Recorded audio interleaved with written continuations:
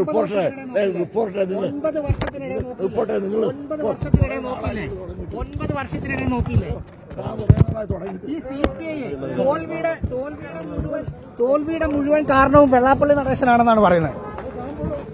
തോൽവിയുടെ മുഴുവൻ കാരണവും വെള്ളാപ്പള്ളി നടേശനാണെന്നാണ് CPI പറയുന്നത്. ഇവിടെ ഈ 10 കൊല്ലം ഭരിച്ചിട്ട് വർഗീയ കലഹം ഉണ്ടായ മിസ്റ്റർ, അത് മാത്രം നിങ്ങൾ അടക്കമുള്ള കൊള്ളകളും ഈ സമയത്ത് ഉണ്ടായിട്ടുണ്ട് പിണറായി വിജയന്റെ കാലഘട്ടത്തിൽ. അപ്പോൾ കൊള്ള നടത്തിയവനെ പിടിക്കട്ടെ, അതിനാവശ്യം കൊള്ള നടത്തിയവൻ ആരായാലും പിടിക്കട്ടെ.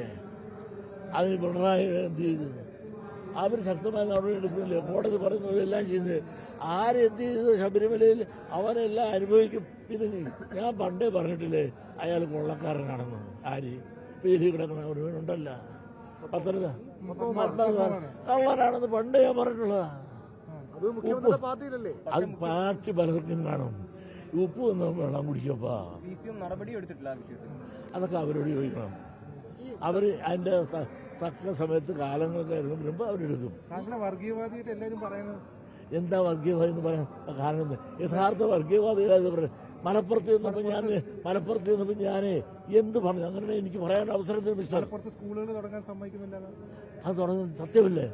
ഞാൻ 3 ജില്ല ഞങ്ങൾക്ക് എന്തുണ്ട്? മലബാർ പ്രദേശത്ത്. മലപ്പുറത്തുണ്ടോ? വയനാടുണ്ടോ?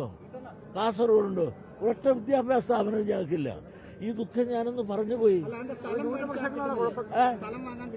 സ്ഥലം എല്ലാം ഉണ്ട്, അനുവാദം തരണം സർക്കാരിന്റെ. ഇപ്പോഴത്തെ അല്ല, അന്ന് ഞങ്ങള് റിപ്പോർട്ടറെ നിങ്ങൾ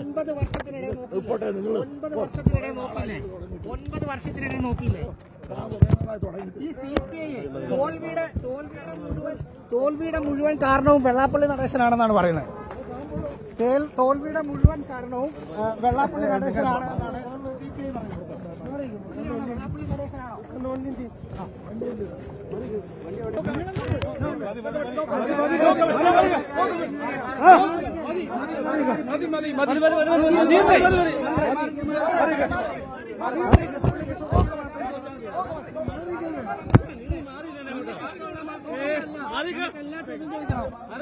പിന്നെ അതിനല്ലേ